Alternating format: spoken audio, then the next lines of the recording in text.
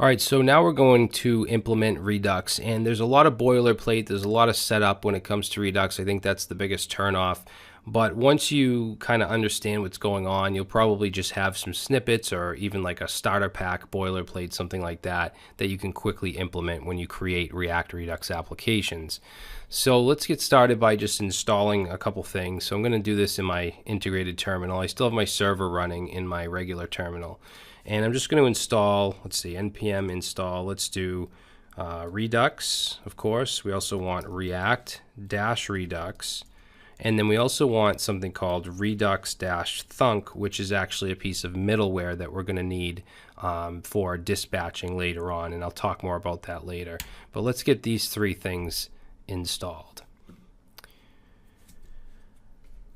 Okay, and we're going to have something called a store. And that's basically what controls our state. Our state is held in the store, and we're going to have reducers to kind of to receive actions, and then the reducers will control what what trickles down into our components from the state.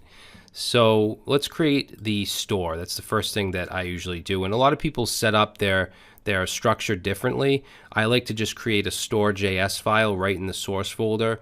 Some people will create a store folder and then create like an index file in there, and they'll put like everything in there, their actions and stuff. So when you look at Redux applications, a lot of them are going to be structured differently. There isn't a right and wrong way in most cases.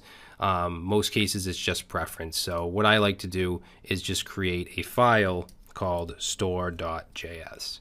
Okay, and this is going to be our store. This is where we basically need to initialize it. Okay, so we need to import a couple things here. I'm actually going to do imp tab, and then we want to import this stuff from Redux. And let's put in some curly braces, and we want to bring in something called create store, which does just that, creates a store, initializes a store. We want apply middleware, because we do have the Thunk middleware that we need to bring in, so we need that. And we need compose, which allows us to basically do more than one thing, and I'll show you what I mean in a second. So let's import Thunk as well. So we'll say import Thunk from, and the package we installed was called Redux-Thunk. And then we're also going to have something called a root reducer. So we want to import that. We haven't created it yet, but we'll import it. So we want root reducer. And we want that to come in from /reducers. Okay, so basically we're going to have a folder called reducers. We'll have an index.js file in that. That's going to be our root reducer. Since it's called index.js, we don't actually have to type in index.js. All right, now here we can actually have an initial state if we want. So we can say const initial state, and we're just going to set that to an empty object. And the reason we're doing this is because the create store method, when we run it, it takes in initial state as a parameter. But we don't want to put anything in here by default. So now what we want to do is, or what I like to do is actually create a variable called middleware. I'm sorry, just middleware. And I want to set that to an array of any middleware that I want to include. In this case, it's just Thunk. And then we want to create our store variable, and we want to set that to the create store method. And create store is going to take in the root reducer. We want to pass that in. We also want to pass in our initial state, which in our case is just an empty object. And then we would want to put in our apply middleware and pass in Thunk. Now, since we're using Redux Dev Tools, we have to put that in here as well. And that's what compose will allow us to do, is allow us to basically put two things in here. So we want to say compose and then put our apply middleware. And we just want to pass in all of our middleware, which I have in an array right here. So we want to use the spread operator, because anything that's in here, we want to put all of it. Even though there's only Thunk, we could easily add something else. So we want to use the spread operator and just say middleware. Okay, and then we want to put a comma here, and then we want to put the line to use Redux Dev Tools. Because right now, if I go, what am I doing? Let's open up the Chrome tools. If I go to my Redux Dev Tools, and I hope we can see them. I usually have it on the side and I have the browser big. I might have to do that. But you can see how it says no store found. Make sure to follow these instructions. It doesn't work right off the bat. You actually have to add it to your store. So let's click here, and it's going to give us this line right here. Okay, so notice that it's in the create store.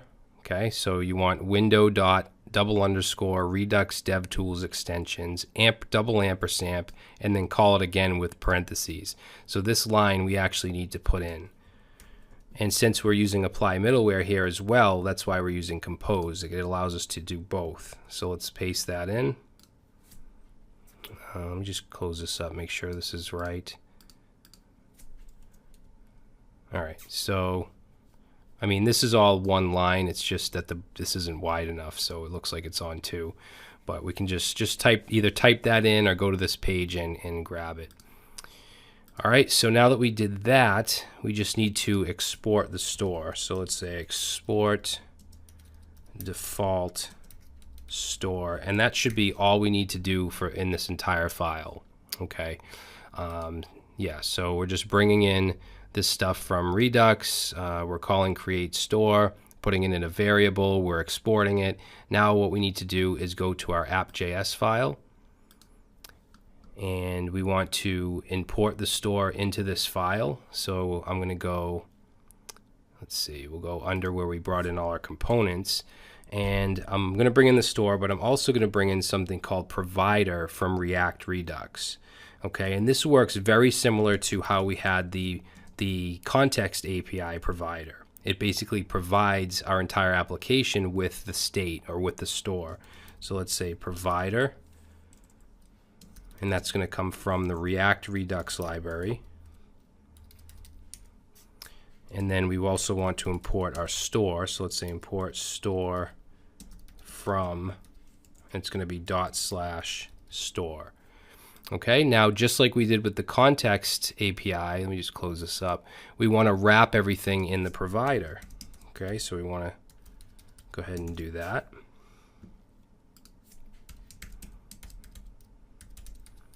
Oops. Okay, now the difference between the context API and provider in this instance, or Redux in this instance, is we actually pass in the store to the provider. So we want to say provider equals store, like that. Okay, we're passing that in.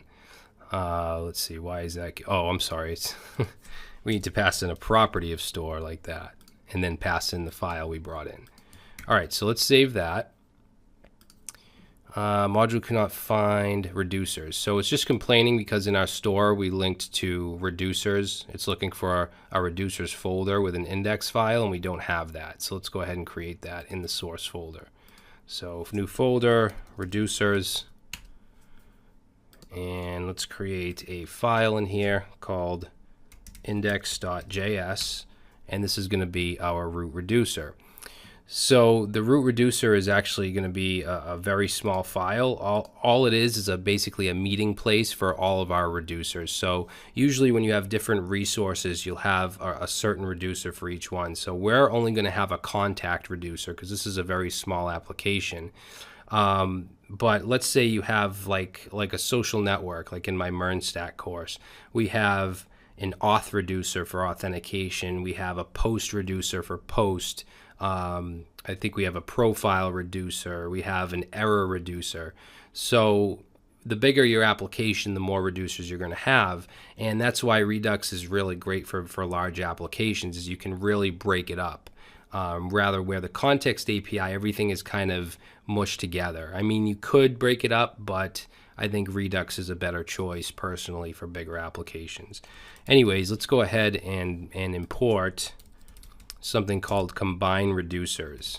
Okay, so we're going to import combine reducers, and that comes from Redux. Okay, we also want to import our contact reducer, which we haven't created yet. So we're going to say import contact reducer, and that's going to be in the same folder, in the reducers folder. So we can just say /contact reducer. Okay, then we just want to export default combine reducers. And inside here, we just put an object with all of our reducers that we bring in. In our case, we only have one. So you want to label it. I'm going to call it contact, and then set it to contact reducer. Okay, and this name is really important because this is what it's, when you bring in your state, your application state from Redux into a component, it's going to be available in the props. And how we would access the contact state would be this.props.contact in this case. So whatever I put here, it would be this.props. Whatever I put. Okay, and that should be it for this file. So let's save it. And now what we'll do is just create our contact reducer.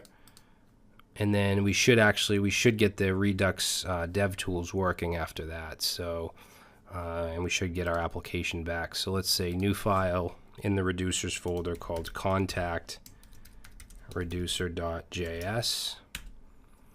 And there we go. So now we can see the Redux this is working.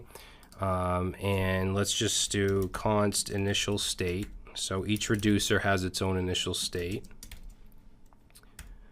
And it's just going to export a default function. And some of this is going to look pretty familiar to the stuff that we did with the context API. Export default function takes in state, which we're going to set equal to our initial state, and then also an action. Okay, so just like we did in the context API, we're going to evaluate actions by their type. So just like we had like delete underscore contact, add underscore contact, we're going to do that. So we're going to put a switch statement in here, and we're going to evaluate the action dot type. Okay, and for now I'm just going to put the default, and for default I just want to return the state. Oops, state. And save. Okay, so if we look down in the Redux tools and we look in our state, you can see that we have this contact. Okay, so this is because we created a contact reducer, which is right here, but we brought it into our root reducer as contact. If I change this to contact 1 and I save, and then we look at our state, see that it says contact 1. Okay, so whatever you name this is pretty important. And this right here, this empty object, is our state for our contact reducer. So if I were to add something manually into our contact reducer, which we are going to at first, like let's say test, and we'll just set it to test, a string. Let's save, and let's take a look at our state, and you can see inside contact we have test equal to test. Okay, so this is going to show us our contact state. Now, if you have a bunch of reducers, you're going to have a bunch of different values here that are going to have different parts of the state. So these Redux dev tools, it's absolutely needed. I couldn't imagine doing anything with Redux without it. The React dev tools is one thing. It allows you to look at individual components and see the state and the props and stuff like that. But this gives you an overall view of your entire application state, which is very important. Like if you have authentication, you can see if the user's logged in, and you can see the user's information and stuff like that. So it's just invaluable, and I couldn't imagine Redux without it. But let's go ahead and let's remove this test right here. I just wanted to show you as an example that would show up. And then the diff tab here, basically when your state changes, this will show you what changed in the state. Okay, if you let's say we have our contacts in here, which we will, and we delete one, in the diff it's going to show us that contact that was deleted. So in the next video, what I want to do is start to implement fetching, putting the contacts into our store. We're going to put them right into the initial state of the contact reducer, and then we want to connect our contacts component to our store and get those contacts. Okay, so instead of having, because right now they're right inside contacts.js, where is it? Right here. We don't want this stuff here. We don't want it in the component state. We want it in the store, so we want to put it right in the reducer. All right, so we'll do that in the next video.